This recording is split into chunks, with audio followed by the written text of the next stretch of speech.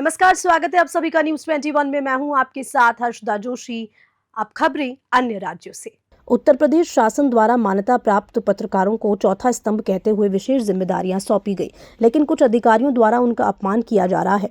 ऐसा ही एक मामला सीतापुर में सामने आया, जहां संवाददाता कुलदीप राठौर के साथ दुर्व्यवहार हुआ है। कुलदीप राठौर लखनऊ से सीतापुर जा रहे थे जब बस परिचालक विजय उपाध्याय ने उनके मान्यता प्राप्त कार्ड को फर्जी करार दिया और उन्हें अपमानित करते हुए बस से उतारने की धमकी दी। पत्रकार कुलदीप राठौर ने अपने मान्यता प्राप्त कार्ड को दिखाया, जिसमें सूचना निर्देशक और सूचना अधिकारी के हस्ताक्षर ये, परंतु परिचालक और चेकिंग अधिकारी ने जिलाधिकारी के हस्ताक्षर न होने का हवाला देकर इसे अस्वीकार कर दिया। इसके बाद उन्होंने राठौर को 420 के तहत मुकदमा दर्ज कर जेल भेजने की धमकी दी और बक्सी तालाब के पास जंगल में बस से उतार दिया गया।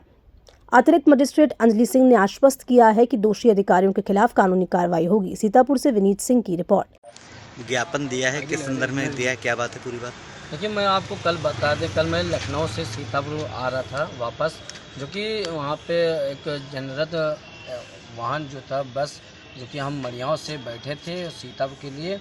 तो जब हम बैठ गए उसमें जनरत में, तो उसके बाद रोडवेज परिचालक और चेकिंग अधिकारी द्वारा मेरे साथ अवैध व्यवहार किया गया और जिस तरीके से हमारे साथ अन्याय किया जा रहा है।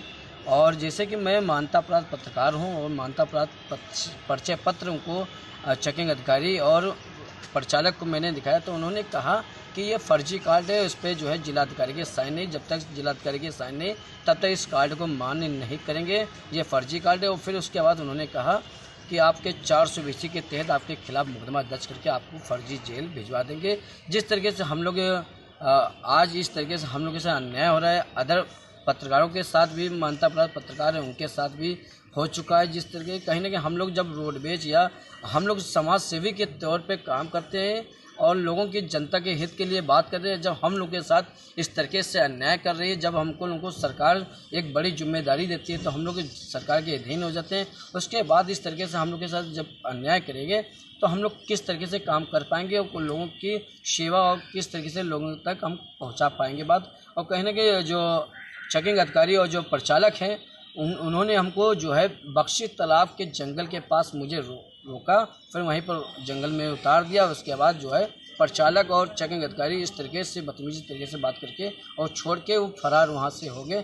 कहीं ना कहीं अब हम ये बात मांग करते हैं मुख्यमंत्री से और माननीय प्रधानमंत्री जी से, सभी से अवगत कराना चाहता हूँ कि इन पर निलंबित किया जाए नहीं परिचालक और चेकिंग अधिकारी। उस वक्त जो भी क्षेत्रीय प्रबंधक जो यहाँ के सहायक प्रबंधक हैं अरुण कुमार सिंह से, उनको भी मैंने फ़ोन करके अवगत कराया, तो उन्होंने भी कहा इस मामले पर हम अपने विभाग को इस जानकारी करेंगे। जानकारी करने के बाद मैं इस जानकारी करने के बाद तभी हम इस विभाग से जानकारी प्राप्त होगी, तभी कार्रवाई हम कर पाएंगे, वरना कार्रवाई नहीं कर पाएंगे। कहीं ना कहीं हम जब हमारे सरकार की धूमिल करना चाह रहे हैं ये अधिकारी लोग, कहीं ना कहीं इन लोगों पर और प्रचारक लोगों के पास ना ही कोई लिस्ट अवगत कराई गई मेरे लोगों की पक्ष की और ना ही, और हम ये चाहते हैं सूचना विभाग अधिकारी और सूचना निर्देशक को ये प्रचारक लोग ठेंगे पर समझते हैं।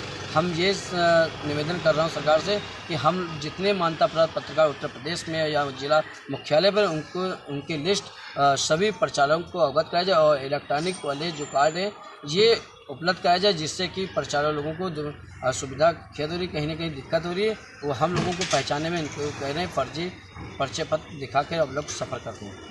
जी।